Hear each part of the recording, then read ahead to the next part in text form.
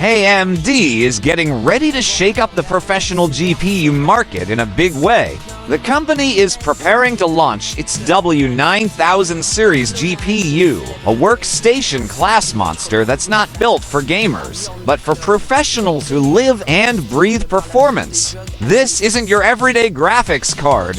It's a deep engineering leap aimed at those who deal with demanding workloads like AI development, machine learning, 3D rendering, scientific simulations, medical imaging, and high-resolution video production. At the heart of this upcoming card lies AMD's DNA for architecture.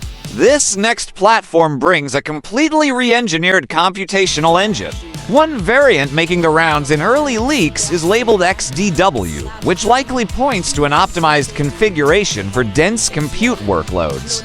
That means we could be looking at extra-wide data paths, better scheduling systems, and more efficient parallel processing across massive workloads. While most consumer GPUs focus on frames per second and raster performance, the W9000 series takes a different route. It's designed to accelerate real work, from deep neural network training to building complex 3D environments in tools like Maya and Blender. This card is expected to handle it all with ease. One area where AMD seems determined to win is video memory, and for good reason.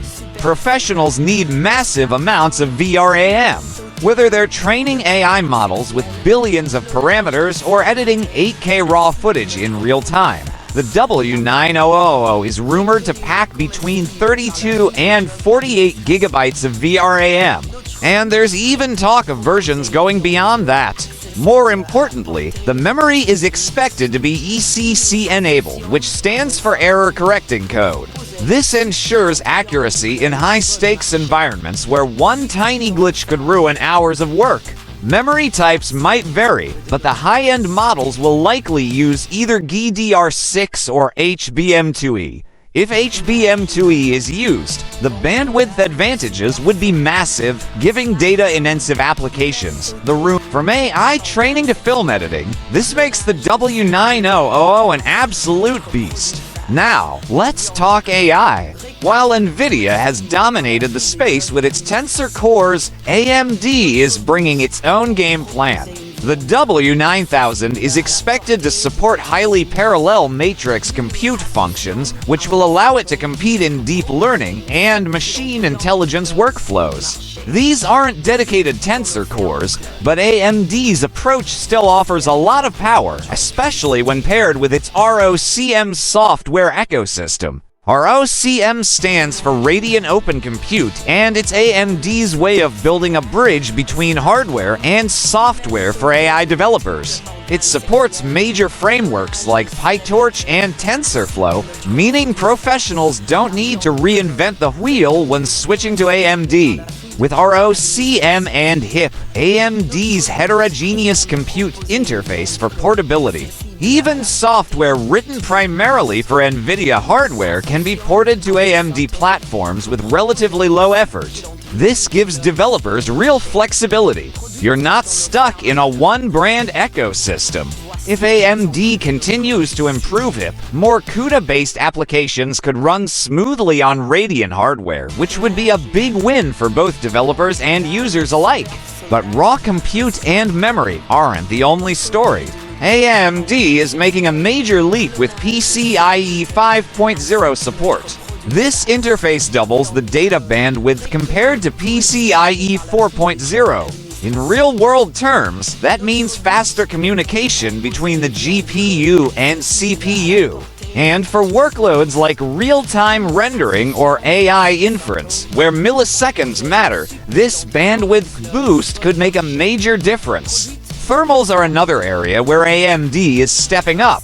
Workstation GPUs often run under load 24/7, sometimes for weeks at a time. Keeping them cool is critical, not just for performance, but for system stability. AMD is reportedly focusing on thermal efficiency with the W9000 using technologies like vapor chamber cooling, custom axial fans, and advanced heat pipe systems. This design could help maintain peak performance for longer without the throttling issues that sometimes affect NVIDIA's professional cards.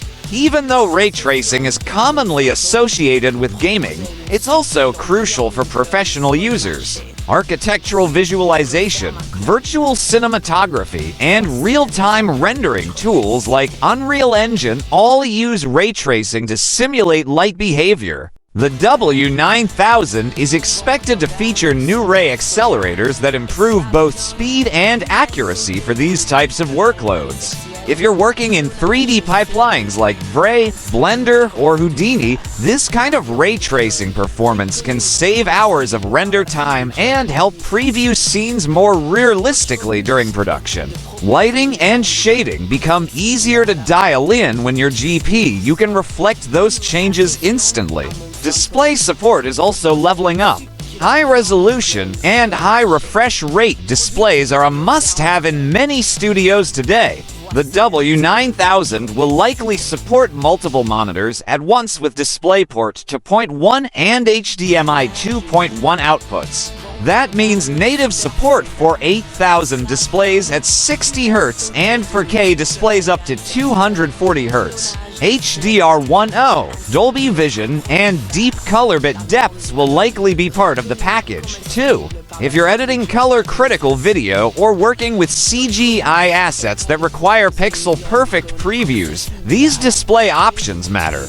Being able to output to multiple ultra-high-resolution monitors without stutter or lag puts AMD in a good position with creative professionals. Now, let's shift to software certification. AMD is putting effort into getting the W9000 certified for the most popular professional applications.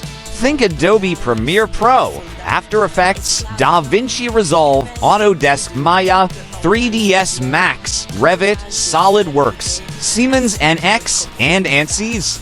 These aren't just rubber stamp approvals. These certifications mean optimized drivers, tested stability, and smoother performance across the board. When you're working on a client project or managing tight deadlines in a production pipeline, stability is key. One crash can cost hours. Certified GPUs reduce that risk and ensure better integration with the tools you rely on every day. Software support is also expanding thanks to AMD's commitment to open standards. AP is like OpenCL, Vulkan, and DirectX 12 Ultimate are all part of the plan. That means better compatibility across platforms and broader support from developers. AMD is also continuing to push HIP SDK as a serious alternative to NVIDIA's CUDA. If they keep gaining traction, this could open doors to users and companies previously locked into Team Green. In terms of raw performance, the W9000 is projected to deliver 40 to 60 teraflops of FP30 to compute. That's a massive leap over previous workstation cards. But it's the FP64 double precision floating point performance that will matter most to researchers, engineers, and scientists.